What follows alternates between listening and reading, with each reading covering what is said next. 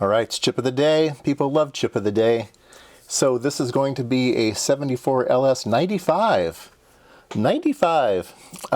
It is a 4-bit shift register. So those are really cool. You can do lots of things with shift registers. This one, let's see, let's look at a diagram of it. All right, so this is in the way. Okay. So it's going to have some what look like flip-flops, okay? And these flip-flops are going to have some type of bit pattern in it, right? There's 4 bits, so it can have some type of pattern. And then every time you tell it to shift, it'll move over one. Okay, it'll just move over one. And so the question then is, well, how do you get things into the shift register, right? Well, you can bring them in with the D line, okay, here. And whatever value that is during the next clock, that will get put into here. This one will get put into here. This one will get put into here. This one will get put into here. And then it'll fall off. And so whatever is here gets shifted in. So that's one way to get data into the shift register. The other way to get it in is just to load it directly. So this has a parallel load. So you can set these 4 bits and tell it to load, and those 4 bits will go into the registers, and then you can shift them from there. And then one of the things you can do is, once you get it shifted in here and you want to rotate it, you can actually take the very last one, usually it just falls out, you can bring that around to this D input and it will get shifted into this one. And so you can just have this roundabout. It goes round and round and round and round and round and round. And so, yeah, so let's give that a try. It's got a couple signals here. One is a clock to shift, one is a clock to load, and then one is a mode switch, okay? And the mode says, are you shifting or are you loading? So if it's low, it means you're going to be shifting. And if it's high, that means you're going to be loading, okay? So normally during the shifting, you would set S to low, and then falling edges of the clock, shift it, okay? And when you want to do a load, then you set S high and use the other clock, CP2, and again, a low pulse gives you the parallel load, okay?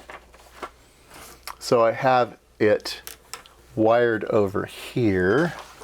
Let me find 5 volts. I always have 5 volts laying around. Here we go. Okay, here's this and here's this. Okay, so it wakes up in a known state. It's always 1, 1, 1, 1, okay? Now if I shift it, it's just 1, 1, 1, 1, so that's not going to be very interesting, right? Okay, so what I'm going to do is I'm first going to change the mode to load. I have this jumper here, so when I pull this jumper off, it's put it into load mode. And then if I press this clock, it loaded in 1 bit. Okay, I have it set so it's loaded in 1 bit. Now I'll put it into shift mode by putting the jumper back on. And then I can hit the other clock, and you can see that I'm shifting. So every time I push the button, it shifts it.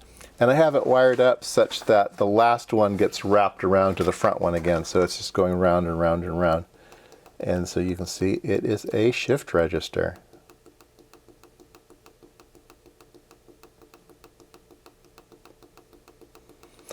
All right, and if I don't have, let's see here.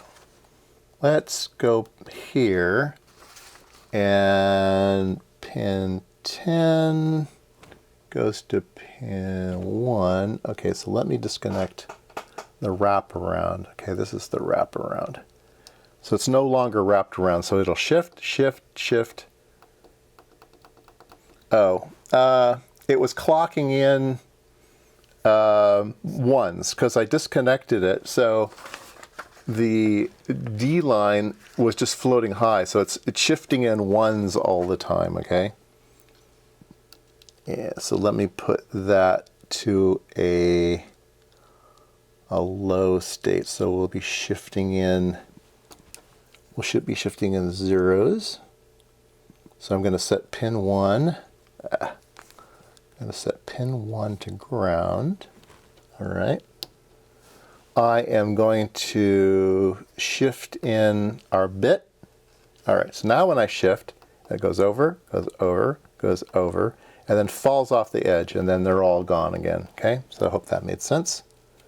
So we'll put this back on 8, 9, 10. We'll put it back here, and we'll do a load again, and a shift again. Yeah, that just goes round and round and round.